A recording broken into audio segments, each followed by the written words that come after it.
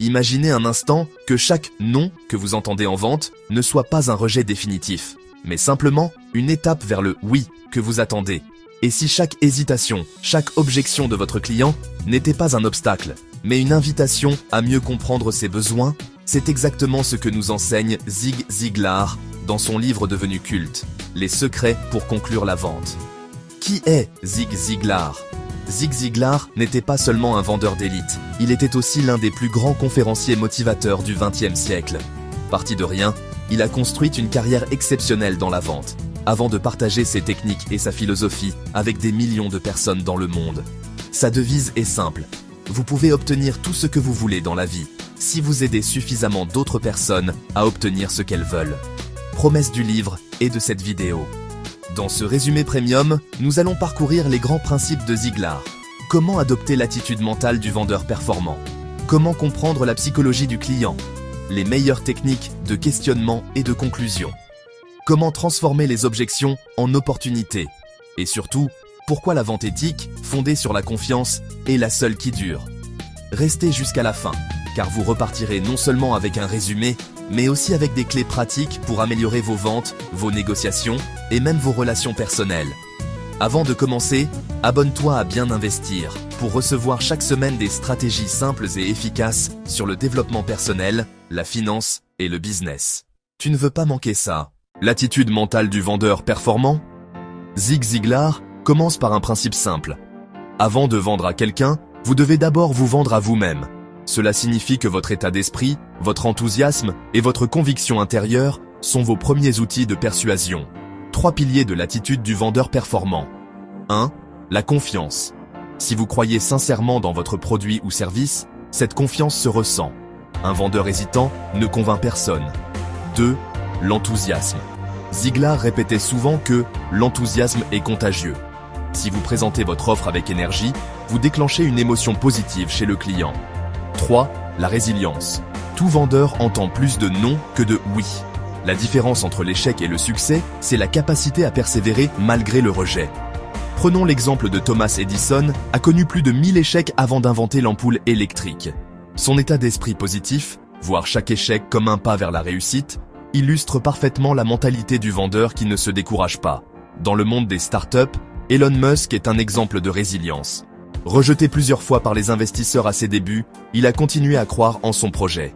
Cette attitude mentale lui a permis de convaincre et de construire Tesla et SpaceX. Avant chaque entretien de vente, entraînez-vous mentalement. Répétez vos points forts, souriez, adoptez une posture ouverte.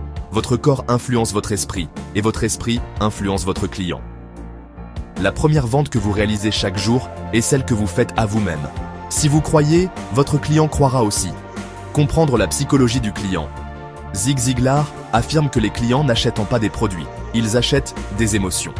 La logique intervient ensuite pour justifier la décision, mais l'impulsion initiale vient toujours d'un facteur émotionnel. Les principales motivations d'achat selon Ziglar. 1. La sécurité. Les gens veulent se protéger eux-mêmes et protéger leur famille. 2. Le prestige. Acheter pour être reconnu, admiré ou se distinguer. 3. L'économie. L'envie de faire une bonne affaire, d'épargner de l'argent ou du temps. 4. Le confort. La recherche de simplicité et de commodité. 5. La reconnaissance. Le besoin profond de se sentir valorisé et important. Considérons l'exemple de Henry Ford, n'a pas vendu la première voiture comme une machine, mais comme un symbole de liberté. Il a compris que les clients n'achetaient pas des roues et un moteur, mais la possibilité de voyager où ils le souhaitaient. Prenons l'exemple. d'Apple vend ses iPhones non seulement comme des téléphones, mais comme des symboles de statut et d'innovation. Les files d'attente devant les Apple Store montrent que l'émotion, le prestige et l'appartenance dépassent souvent la logique. Quand vous parlez à un client, écoutez plus que vous ne parlez. Cherchez à identifier la motivation derrière ces mots. Si quelqu'un dit « Je cherche une voiture sûre », il vous parle de sécurité, pas seulement de mécanique. Votre rôle est de relier votre produit à son besoin émotionnel réel. Client, Safecar. Le vendeur performant ne se concentre pas sur les caractéristiques du produit, mais sur les émotions qui poussent le client à agir. L'art de poser des questions. Zig Ziglar explique que la meilleure arme d'un vendeur n'est pas sa présentation, mais ses questions. Parce qu'une question bien posée amène le client à révéler ses besoins, à s'impliquer mentalement et souvent à se convaincre lui-même. 3 types de questions efficaces. 1. Les questions d'ouverture. Elles explorent le besoin global. Exemple. Qu'est-ce qui est le plus important pour vous dans ce produit? 2. Les questions de précision. Elles creusent les détails. Exemple. Quand vous parlez de sécurité, vous pensez à votre famille ou à vos finances. 3. Les questions de projection. Elles amènent le client à se voir déjà propriétaire. Exemple. Comment vous sentiriez-vous en utilisant ce produit tous les jours? Prenons cet exemple historique de Socrate. Dans la Grèce antique, utilisait la maïeutique, une méthode de questionnement qui amenait ses interlocuteurs à découvrir leur propre vérité. Ziglar applique le même principe à la vente.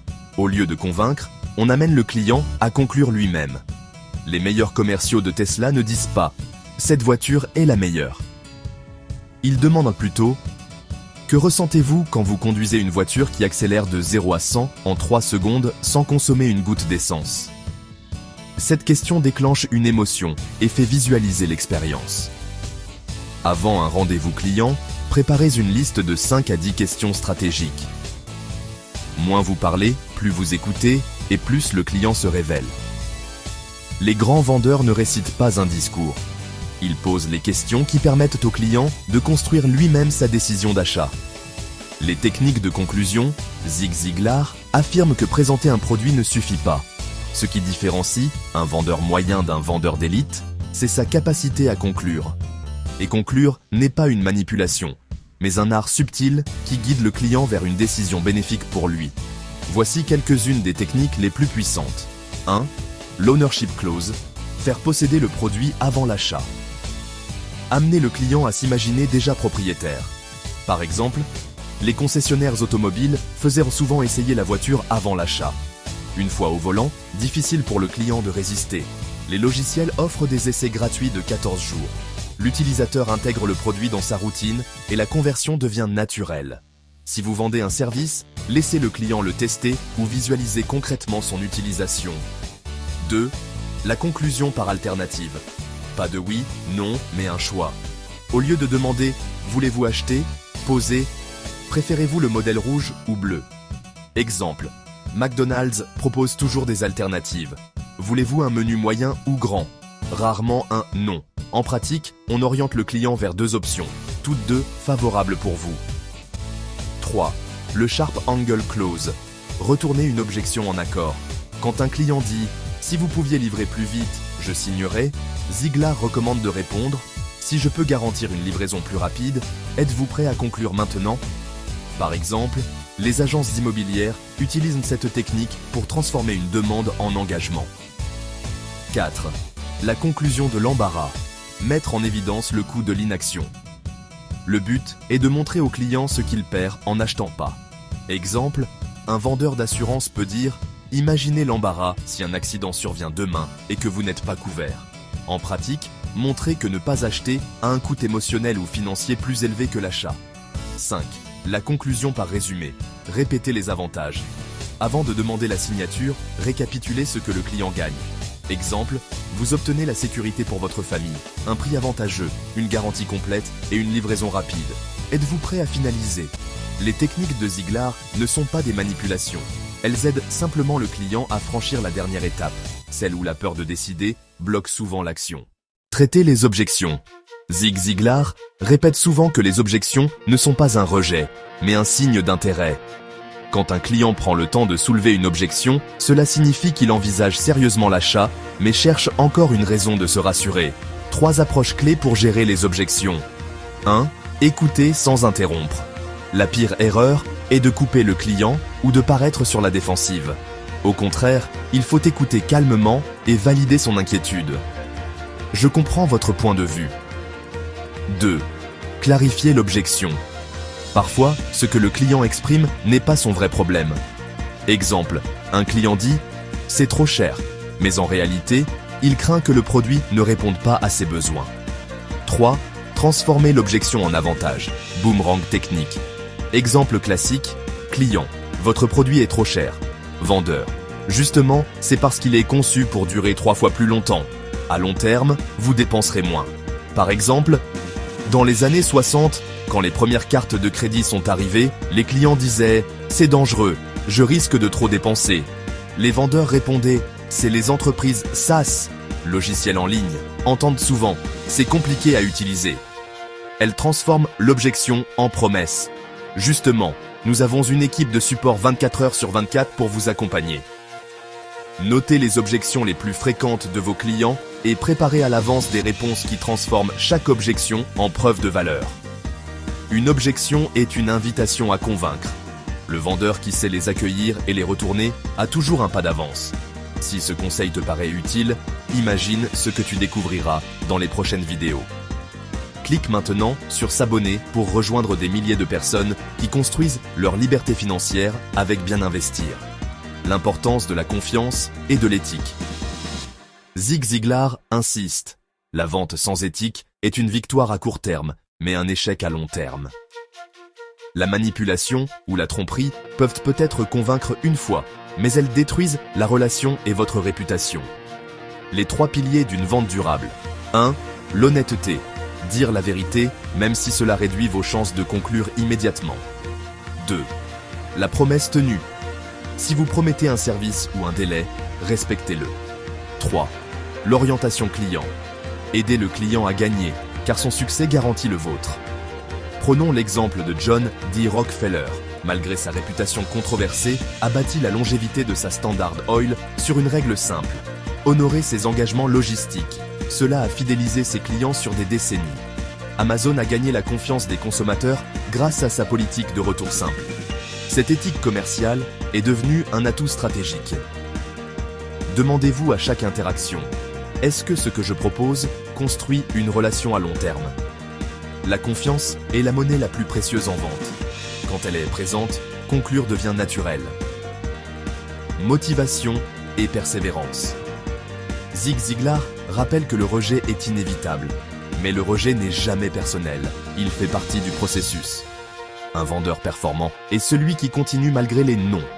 Les clés de la persévérance. Chaque non rapproche du prochain oui. Le rejet n'est pas contre vous, mais contre le moment, le prix ou la situation du client. Le succès est une question de discipline quotidienne. Abraham Lincoln a perdu plusieurs élections avant de devenir président. Sa persévérance est une leçon universelle. Les commerciaux de start-up entendent parfois 50 refus avant un accord. Mais le contrat qui finit par arriver compense largement les rejets. Fixez-vous un objectif de contact par jour, pas seulement de vente. Votre succès viendra de la régularité, pas de la chance. La persévérance est la clé invisible des meilleurs vendeurs. Zig Ziglar élargit son enseignement. Conclure une vente ne concerne pas que les commerciaux. Parents, enseignants, managers, politiciens, tous utilisent les mêmes principes. Quelques exemples. Un parent qui convainc son enfant d'étudier utilise des techniques de persuasion. Un manager qui obtient l'adhésion de son équipe applique un closing interne. Un politicien qui cherche des votes conclut une vente d'idées. Barack Obama, avec son slogan « Yes we can », a utilisé une technique de closing émotionnel qui a convaincu des millions de personnes de l'acheter comme leader. Voyez chaque interaction comme une opportunité d'influencer positivement. Vous êtes en train de conclure bien plus souvent que vous ne le croyez. La vente, c'est la vie. Chaque jour, nous concluons des mini-ventes, en refermant. Les secrets pour conclure la vente, Zig Ziglar laisse un héritage clair. La vente n'est pas manipulation, c'est service. Conclure, c'est aider le client à prendre une décision bénéfique pour lui. Les meilleures ventes se basent sur la confiance, la psychologie et l'art de poser les bonnes questions. À partir d'aujourd'hui, appliquez un principe de Ziglar. Préparez une question puissante, transformez une objection en opportunité ou osez conclure avec une alternative. Chaque petit pas vous rapprochera du vendeur performant que vous pouvez devenir. Vous pouvez obtenir tout ce que vous voulez dans la vie si vous aidez suffisamment d'autres personnes à obtenir ce qu'elles veulent. Zig Ziglar. Merci d'avoir regardé jusqu'au bout. Si tu veux aller plus loin et transformer ta vie, abonne-toi maintenant à Bien Investir. Ici, tu découvriras chaque semaine des résumés de livres qui changent des vies, des stratégies simples pour gagner plus et investir mieux, des conseils pratiques pour réussir dans le business et le développement personnel. Alors, clique sur s'abonner et active la cloche pour ne rien manquer. À très bientôt pour la prochaine vidéo.